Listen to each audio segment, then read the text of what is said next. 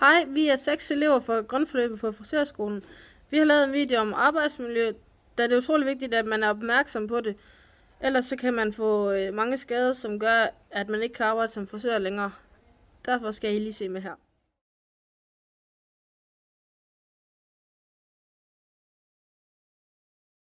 Hej, jeg hedder Julie. Jeg har været færdiguddannet som frisør i 4 år. Da jeg var under uddannelse ved min mester, der ville hun ikke bruge de rigtige værnemidler. Hun ville kun købe de billige, og det gjorde så, at jeg valgte ikke at bruge dem, for de passede ikke til mine hænder. Så det gjorde mit arbejde som frisør rigtig besværligt. Og det har så gjort, at jeg nu har fået allergi og kan ikke arbejde som frisør længere. Så snart jeg går ind i en frisørsalon, så slår jeg ud på arm og hals. Så jeg er blevet nødt til at finde en ny uddannelse, bare efter 8 år. Ja.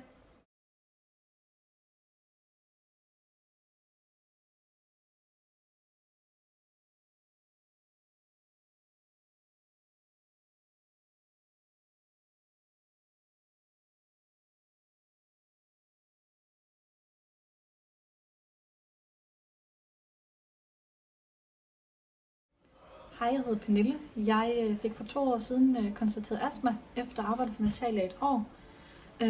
I dag der døjer jeg med vejrtrækningsproblemer, og jeg hoster hver dag. Og den eneste grund til, at jeg har de problemer, det er, at min chef hun sparer på udsugningen. Og at vi så dagligt kommer til at gå og indånde en masse kemikalier, som vi kunne have været foruden, hvis hun vil bruge pengene på de rigtige værnemidler.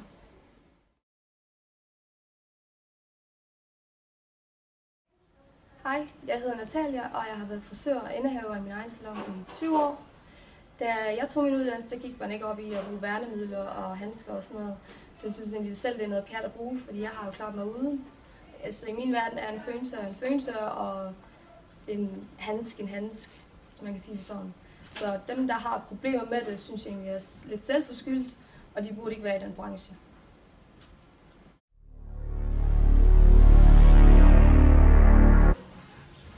Hej, Nynne. Natalia? Jeg er fra Arbejdstilsynet, Ja. og jeg er på sådan en inspektion. Og jeg skal lige ind og se, om din salon den opfylder alle kravene. Nå ja, men det skulle den da nok gøre. Så lad os da kigge. Der er godt nok lidt fugt i herinde, er der ikke det? Der lugter lidt indelukket. Det er ikke... Synes du det, Pernille? Ja. Ja. Der er meget indelukket. Synes du? Ja. Så ikke, du har brokket dig for. Nå. Er det her den eneste udsugning, I har? Ja, det er det. Men det er jo ikke nok til sådan en hel salon her. Det er det jo, når det er sådan en lille salon. Nej, for der skal være udsugning alle de steder, der bliver påført farve og permanentvæske og så videre, det bliver skyllet ud. Så der skal være, så det kan nå til alle vaskene og være alle arbejdspladserne.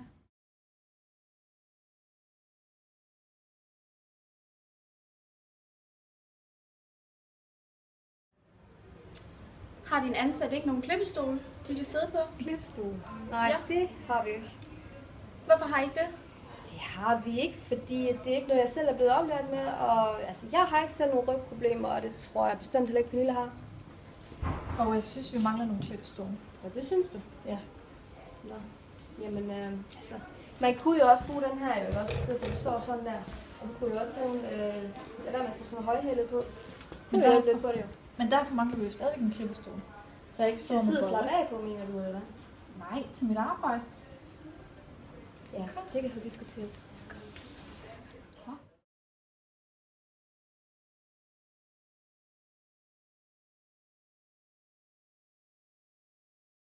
Hej, jeg hedder Rikke, og jeg er desværre blevet nødt til at stoppe i frisørfaget, fordi jeg har fået meget ondt i både skulder og i ryg.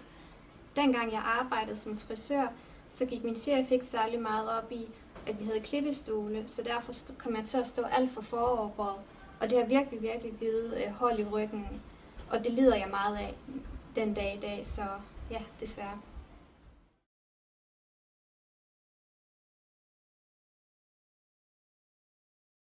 Hej. Hej. Jeg har en tid nu her, kan det ikke passe? Jo, det kan da. Rikke, er det ikke rigtigt? Det er rigtigt nok, ja. Ja, skal vi ikke tage og vaske dit hår først? Det lyder som en god idé. Godt, lad os gå herhen. Ej, hold op, hvad er I ved at lave her? Det er permanentvæske, nu vil jeg spille ud. Hvor jeg ansat ikke værnemidler. Er det ikke meget vigtigt at gøre det? Nej, sådan noget pjat, det bruger vi ikke penge på. Ej, det er sikkert. Ej, jamen, så skal jeg ikke det her. Det er altså... Siger du? Ej, jeg bliver nødt til at lad gå os lige igen. snakke om det, altså. Det tror jeg ikke lige. Jeg synes, det er vigtigt at bruge værnemidler, så jeg går igen. Så.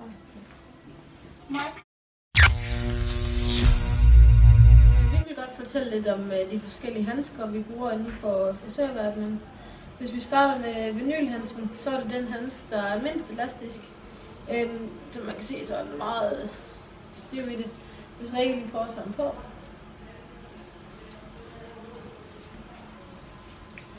Den her handske, den udvider sig lidt ved varme. Så hvis man har haft den på lidt tid, er den bedre at have på. Men der kan godt komme små huller i den. Så den er ikke velegnet til at arbejde med kemikalier. Så har vi nitrilhandsken. Den er en smule elastisk. Den er lavet af råvarer, der kommer fra olie. Det er den handske, der holder kemikalierne bedst ude. Så det er den handske, vi bruger altid faktisk her på skolen. Og den er dejlig at have på. Den sidder godt ind til hånden. Så har vi latexhandsken. Det er den mest miljørigtige handske. Den er meget elastisk i det. Og den er miljørigtig, fordi den er lavet af naturgummi, der er tappet af gummitræ.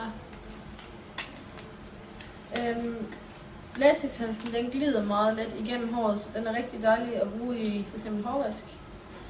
Men man kan godt få allergi af latex, så derfor så er det heller ikke en helt vildt velegnet handske. Og så er der nogen, der spørger, hvorfor man skal bruge handsker. Og det skal man, fordi at hver tredje frisør får vandeksem.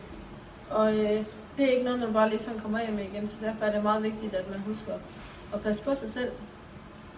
Og handskerne, de bliver testet med de kemikalier, som vi står med i hverdagen, så derfor er man sikker på, at de dur. Vi håber, at den her video har været med til at forebygge, at så mange frisører bliver nødt til at stoppe med at arbejde på grund af arbejdsmiljøet. Så vi håber, I har lært noget.